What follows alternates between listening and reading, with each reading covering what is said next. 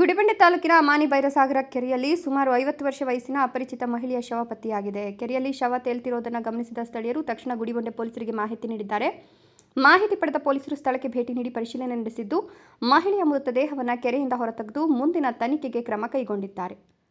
ನಂತರ ಶವವನ್ನು ಗುಡಿಬಂಡೆ ಸರ್ಕಾರಿ ಆಸ್ಪತ್ರೆಗೆ ಮರಣೋತ್ತರ ಪರೀಕ್ಷೆಗಾಗಿ ರವಾನಿಸಲಾಗಿದೆ. ಮೃತ ಮಹಿಳೆಯ ಗುರುತು ಇನ್ನೂ ಪತ್ತೆಯಾಗಿಲ್ಲ. ಈ ಸಂಬಂಧ ಗುಡಿಬಂಡೆ ಪೊಲೀಸ್ ಠಾಣೆಯಲ್ಲಿ ಪ್ರಕರಣ ದಾಖಲಾಗಿದ್ದು, ಮಹಿಳೆಯ ಸಾವಿನ ಕಾರಣ ಹಾಗೂ ಗುರುತು ಪತ್ತೆ ಹಚ್ಚಲು ಪೊಲೀಸರು ತನಿಖೆ ಮುಂದುವರೆಸಿದ್ದಾರೆ. ಮಹೇಶ್, ಗುಡಿಬಂಡೆ, ರಾಯಲ್ಸ್ ಕನ್ನಡ.